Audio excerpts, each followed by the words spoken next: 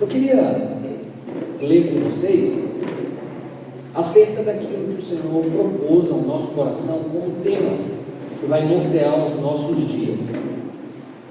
O texto, ele está em 1 Coríntios, capítulo 6. A gente escolheu desse capítulo os versículos 19 e 20, mas eu queria ler com você o texto inteiro, na integralidade. Ele começa a partir do versículo 12. 1 Coríntios 6, a partir do versículo 12. Aqueles que estão com as suas Bíblias, por favor, acompanhem. Todas as coisas me são lícitas, mas nem todas convêm. Todas as coisas me são lícitas, mas eu não me deixarei dominar por nenhuma delas. Tudo é lícito, mas nenhuma das coisas que lícitas são jamais poderá dominar você. Os alimentos são para o estômago e o estômago para os alimentos. Deus, porém, destruirá tanto um como os outros. Mas o corpo não é para a prostituição, senão para o Senhor, e o Senhor para o corpo. Ora, Deus que ressuscitou o Senhor, também nos ressuscitará pelo seu poder. Não sabeis vós que os vossos corpos são membros de Cristo? Tomarei, pois, os membros de Cristo e fá-los-ei membros de meretriz? Não, por certo. Ou não sabeis que o que se une à meretriz faz-se um corpo com ela? Pois serão, como se diz, dois numa só carne. Mas o que se une ao Senhor é um espírito com ele. Fugi da prostituição. Todo o pecado que o homem comete é fora do corpo, mas o que se prostitui peca contra o seu próprio corpo. Ou não sabeis que o nosso corpo é santuário do Espírito Santo que habita em vós, proveniente de Deus? Não sois de vós mesmos, fostes comprados por bom preço. Glorificai, pois, a Deus no vosso corpo e no vosso espírito, os quais pertencem a Deus. Ou não sabeis que o nosso corpo é santuário do Espírito Santo que habita em vós, proveniente de Deus? Não sois de vós mesmos, fostes comprados por bom preço. Glorificai, pois, a Deus no vosso corpo e no vosso espírito, os quais pertencem a Deus. O seu corpo pertence a Deus. Fugir da prostituição. O seu corpo é templo do Espírito Santo. Você é santuário de Deus. O seu corpo é templo do Espírito. O Espírito de Deus tem prazer em habitar em você. Esse Espírito Santo é uma pessoa que tem mente, logo pensa. É uma pessoa que vê tudo em todo o tempo. O Espírito Santo também tem sentimento e ele pode se entristecer. O Espírito Santo, enquanto pessoa, tem boca, então fala, tem olhos, ouvidos, ele ouve. Enfim, é uma pessoa que habita dentro de você, templo do Espírito. O que temos feito enquanto templo? O Espírito Santo tem tido o devido prazer em habitar em cada um de nós? a gente precisa se questionar todos os dias. Hoje, houve prazer do Espírito Santo em habitar em nós? Ontem, como está a minha vida? O que eu tenho feito? O que eu tenho falado? O que tem permeado o meu pensamento? O que os meus olhos estão vendo? O que as minhas mãos estão fazendo? Por onde os meus pés estão caminhando? O meu coração tem se derramado em prol do quê? Você é templo do Espírito. O Espírito Santo tem prazer em habitar em você. Enquanto pessoa que somos, precisamos ter comunicação com o Espírito Santo. Precisamos dar tempo de qualidade. Quando a gente não dá o tempo de qualidade devido que o Espírito Santo precisa, e ele precisa, é uma pessoa, ninguém consegue viver só, ninguém consegue viver muito tempo sem alguém do lado, só que ele não está do lado, ele está dentro de você. Ele é teu amigo, ele te conhece, ele te nutre, ele te supre, ele te enriquece em dons, em graça, em plenitude, te deu tantas coisas. Nós vivemos em seu tempo. Houve um tempo que Deus se fazia presente, vinha na terra e conversava com o homem. Houve um tempo que Jesus veio à terra e conversava com os homens. Houve um tempo que Jesus ascendeu aos céus e permitiu que viesse o Espírito Santo, mas agora, diferente das duas épocas em que Deus vinha e falava, e que Jesus veio, andou, conversou, ensinou, exortou, repreendeu, curou, ressuscitou. Diferentemente, o Espírito Santo, ele mora dentro de você.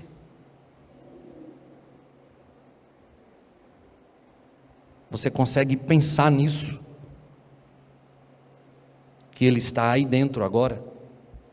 E conhece todos os seus anseios? Ele sabe todas as suas motivações? Você tem memória da onde Deus te tirou? Há muitos que nasceram na igreja, mas há outros tantos que não nasceram na igreja, não nasceram em um lar onde os pais professam a fé que vocês professam hoje. Você tem memória da onde Deus te tirou? Nunca esqueça disso. Isso vai ser remédio para a tua vida. Isso vai ser cura para a sua vida. Todas as vezes que você pensar que é mais do que você é. Nunca esquece disso. Lembre que o nosso Senhor, ele abriu mão de toda a sua glória, de toda a sua plenitude. Eu dizia hoje ao rapaz que fez a minha barba, assim que eu entrei no salão, ele disse assim: Henrique, lembrei de uma coisa. Eu disse: o que foi? Ele disse: hoje eu ainda não li o meu pão diário. Eu disse: e o que é esse pão diário? Ele disse: é que eu recebo todo dia no meu telefone uma oração e um texto bíblico. Aí ele disse assim: hoje você vai ler para mim. Aí eu disse: eu leio, sem problema. Enquanto ele estava arrumando algumas coisas, aí eu comecei a ler o pão diário dele. Veja, o pão que é para ele se alimentar. Ele disse: leia para mim e faça a oração que eu recebi. E assim eu fiz. Tinha um rapaz atrás, já tinha cortado o cabelo, e ele disse assim: Henrique, é tão bom quando a gente tem entendimento daquilo que Deus fala, daquilo que Deus faz. É tão bom quando alguém consegue ler e explicar com clareza. Aí eu disse a ele: rapaz, realmente, tem muita gente de bom coração, tem muita gente de bom espírito, de boa alma, que infelizmente não tem sido bem ensinado. Embora haja boa vontade de quem o faça, mas algumas pessoas, infelizmente, não se debruçam de maneira devida para alimentar seus rebanhos. Ele disse: toda vez que você vem aqui, a gente consegue conversar sobre coisas diferentes. Fale hoje uma coisa diferente. Eu disse para ele, eu falei, aí eu aproveitei que tinha um rapaz ouvindo, né? Ele não foi embora, e eu disse assim: veja que coisa interessante. Há uma aula que eu dou com alguma frequência sobre clima, vegetação mediterrânea. Então eu tenho um vídeo que traz um arqueólogo bíblico, não está falando de nada de religião, isso eu dizendo a ele, e eu uso esse vídeo para falar do mundo mediterrâneo. Aí ele disse: o quê? Eu disse: Getsemane. Ele disse: e o que é isso, Getsemane? Você nunca leu Getsemane? Ele disse: rapaz, eu li, mas eu não entendo. Eu disse: é isso que acontece. E esse arqueólogo, com muita clareza, ele diz assim: Getsemane significa máquina de prensar azeitonas. Jesus, ele foi prensado naquele jardim, o jardim das oliveiras. O que é que uma oliveira produz, irmãos? Azeitonas. A azeitona, depois que é prensada, ela libera o quê? Azeite. Você tem de 2 a 3 prensas, e o azeite mais precioso, ele sai na primeira delas. Depois ele tem algumas misturas com os caroços, e aí ele vai perdendo um pouco da sua qualidade maior. Aí eu disse, e eu queria impactar o ouvinte, porque o que faz o cabelo e barba, ele já vem ouvindo há algum tempo. Eu queria era comunicar para o de trás. Eu olhava pelo espelho e ele de cabeça baixa. E eu disse assim: o nosso Senhor, ele foi prensado naquele dia, não porque ele temia a morte, não porque ele temia a traição, a perseguição, não porque ele temia chibatadas, a vergonha, a exposição pública, a nudez. Ele não tinha nenhum problema quanto a isso. Mas sabe o que é que fez o nosso Senhor suar gotas de sangue pelos seus poros naquela noite? É que ele iria pela primeira vez provar algo que ele nunca havia provado em toda a sua existência: o distanciamento de seu Pai. Não porque ele tivesse cometido algum pecado, mas porque receberia todos os pecados daqueles que já haviam passado, daqueles que ali estavam, daqueles que ainda iriam vir. E aquilo o faria se distanciar de seu Pai. Isso para Jesus era tão forte, tão forte. A medicina explica o que faz com que um homem ele possa expelir gotas de sangue de seus poros, o nível altíssimo de estresse. Jesus disse ali que a alma dele estava angustiada até a morte. Às vezes, a gente não tem essa angústia em relação ao Espírito Santo que está dentro de cada um de nós. Às vezes, a gente procura o que não deve ser procurado. Se todas as coisas seguem sendo lícitas, por que algumas delas ainda têm dominado alguns? Nós temos um modelo, é o nosso Senhor, agonizando pelo fato de estar há poucos dias distante de seu Pai. A gente precisa pensar nisso.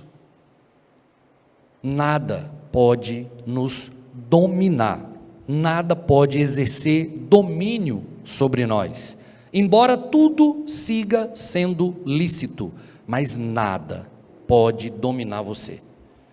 A gente precisa vencer, e nós temos vencido todas as vezes que a gente consegue lembrar que existe alguém dentro de cada um de nós, e esse alguém é o Espírito Santo. Você é templo do Espírito. Diga para o teu irmão: você é templo do Espírito.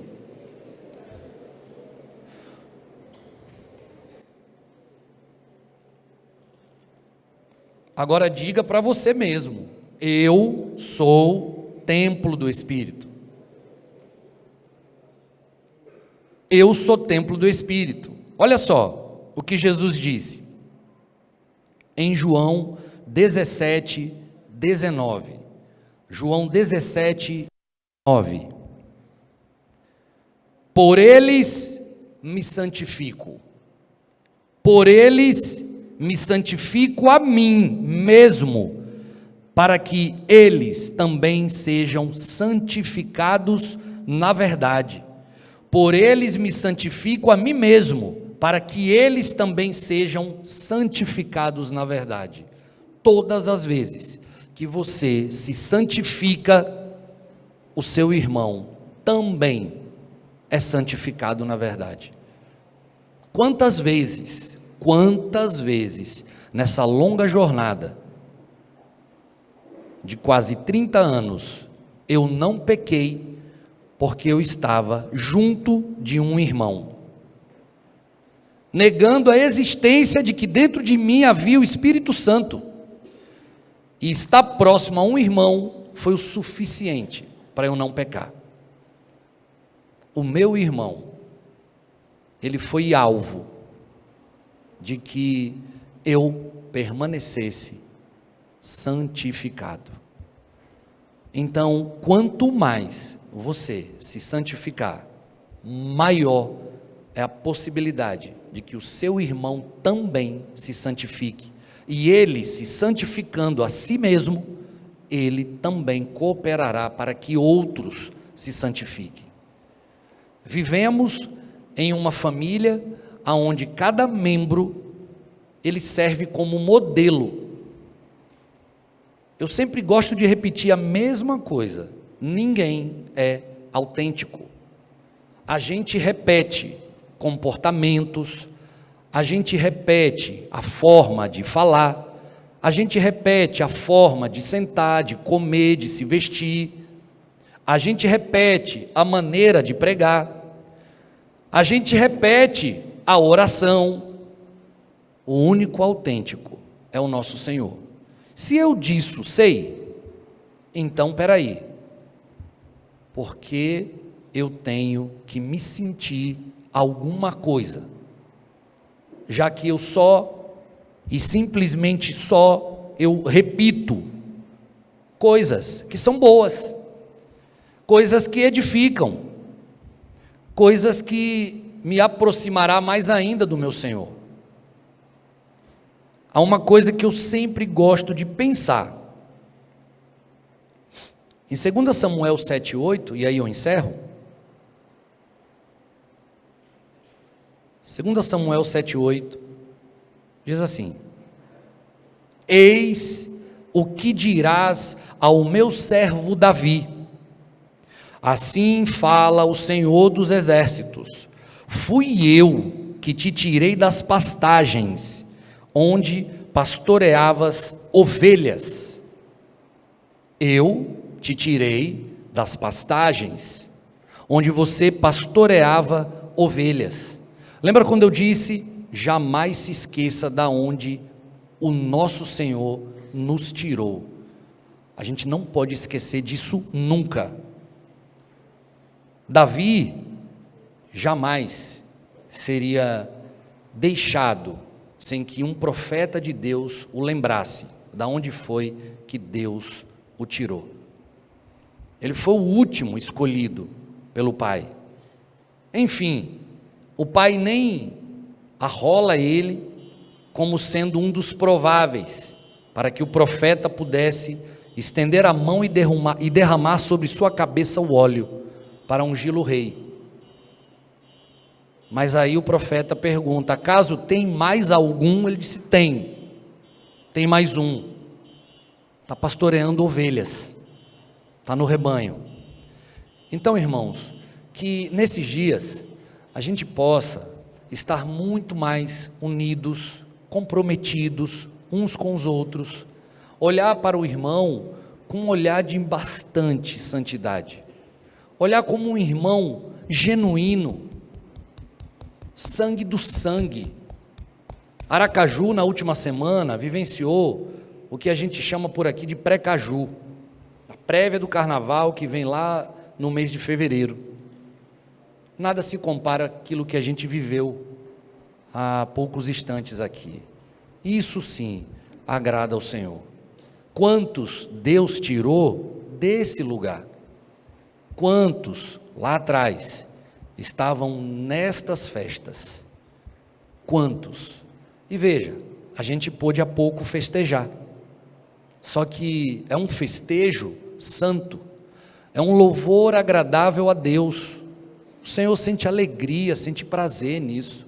Então, aqui a gente tem ampla liberdade, nos convém dançar, adorar, pular, erguer mão, gritar, tudo isto em santidade. Que o Senhor controle os nossos lábios nesses dias, que o Senhor controle os nossos olhos nesses dias, mas acima de todas as coisas, que o nosso coração esteja plenamente derramado nele, para que ele possa se derramar sobre cada um de nós. Se achegue a Deus, ele se achegará a você, tá? Então, há uma esperança, há uma expectativa muito grande dos pastores, de que a gente consiga, ao longo desses dias, transmitir com grande graça, aquilo que é uma parte da vontade de Deus. Você quer ver uma coisa? Um experimento. Quem esteve aqui o ano passado? Continua com a mão assim, quem julgue que foi bom o ano passado. Posso tomar alguém como modelo? Posso? Posso. Roberto, você estava o ano passado? Estava. Você sabe o que o William falou o ano passado? Não sabe, né? Beleza. Mas foi bom. Legal. Deixa eu pegar outro. Joaquim, você estava o ano passado? Estava. O que eu falei o ano passado? Oi? Bem-aventurado? Qual parte das bem-aventuranças? Eu falei de tudo? Eu? Não. Oi, Gabriel, o que seu pai falou o ano passado? Opa, ali falou de humildade. Humildade. E aí, seu pai? Seu pai falou de quê, Gabriel? Uma lista? Qual? Esqueceu também. Veja, tudo isso é estratégia, porque em 2025 eu vou perguntar de novo. Você quer ver? Olha, Marcelo falou, Marcelo chorou. Marcelo, Henrique também, Marcelo chorar, isso aí é natural. Deixa eu pegar alguém aqui. Peraí, viu? Para ler eu não preciso não, agora para enxergar daqui eu preciso. Ali, acho que ali é Feira de Santana. É feira? Estava aqui o ano passado? Não, rapaz, que saída, hein? Vou pegar um de Aracaju só para vocês perceberem, viu?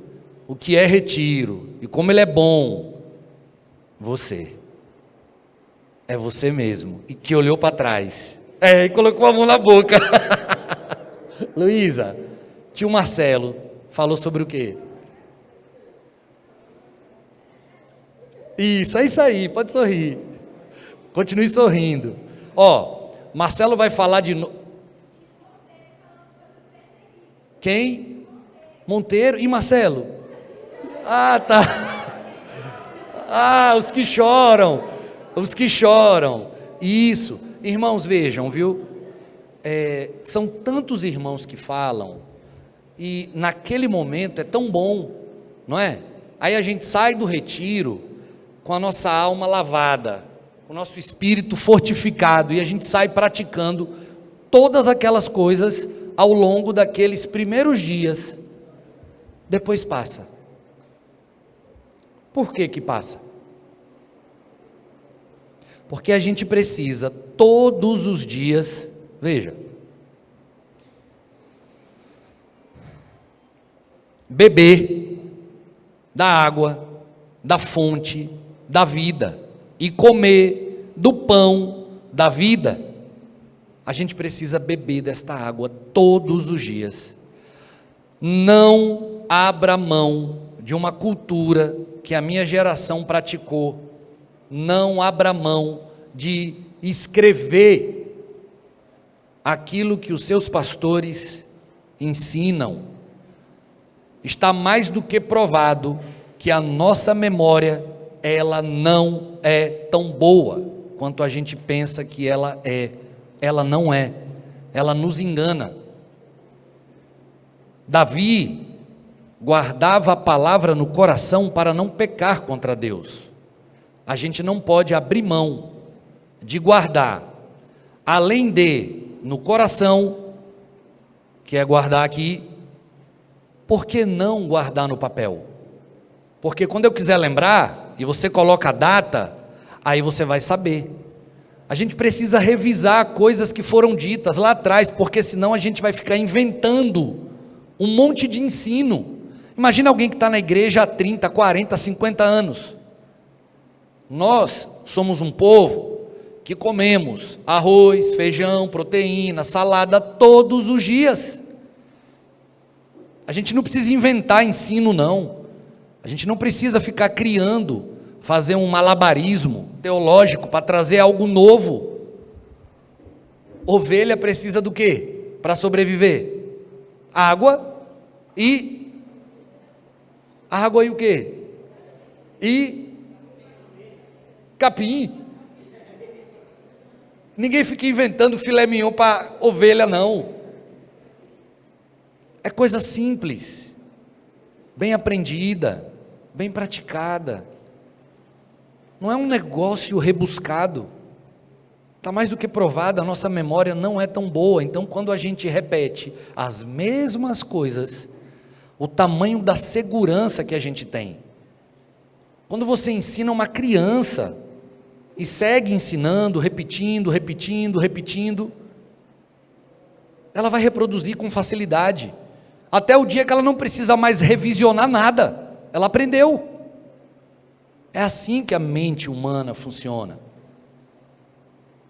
Como Jesus ensinou os seus discípulos, se não foi através da repetição exaustiva? É assim que a gente ensina, é dessa forma que a gente aprende. Jesus, em Mateus 28, de 18 a 20, ele fala algo muito interessante, não sei quantos já atentaram para isso. Ele fala acerca do ensino. Acerca do ensino, o que é que ele diz? Quem lembra aí? Acredito que todos, né? Ensinando-os a guardar. Ensinando-os a guardar. Como se ensina a guardar?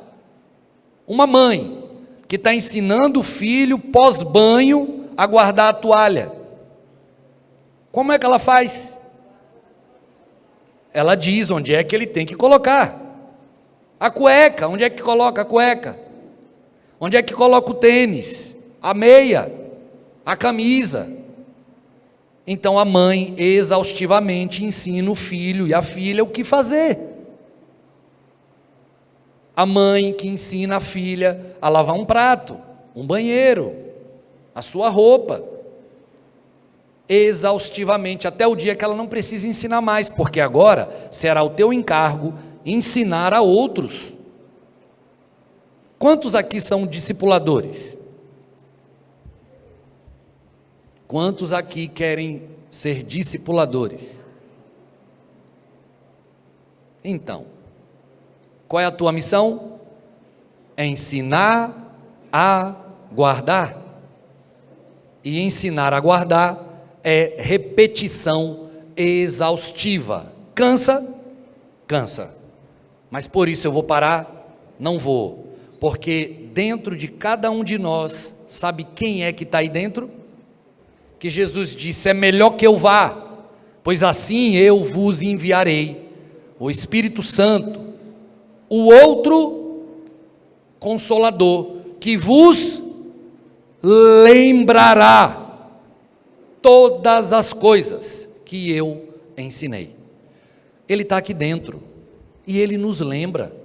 Sabe quando é que ele nos lembra? Quando a gente está aqui, aí ele lembra: opa, tem coisa errada. Veja que a gente já recebeu o ensino. Qual ensino? Tudo me convém, mas eu não me deixarei dominar por nada. Nada me domina, nada. Eu preciso exercer controle, porque dentro de mim habita o Espírito Santo. Você é templo de Deus. Deus tem prazer em habitar em você. Ele não tem prazer em habitar em templo feito por mão de homens. Ele tem prazer em habitar em você. Façamos valer isso. Tenhamos alegria nisso. Durmamos com outro coração. O Espírito Santo mora em mim. É uma pessoa, dorme comigo todo dia. Está comigo todo dia. Meu pai e minha mãe, que me amam, não estão aqui agora, mas o Espírito Santo está dentro de mim. Quando eu vou para a faculdade, ele está dentro de mim. Quando eu vou tomar banho, ele está dentro de mim. Quando eu vou trabalhar, ele mora dentro de mim. Quando eu penso em fazer aquilo que desagrada a ele, ele não sai de dentro de mim. Ele está aí dentro ainda. Então, lembremos disso. O Espírito Santo habita dentro de cada um de nós. Santificai-vos. Santifique a si mesmo, para que o seu irmão também seja santificado.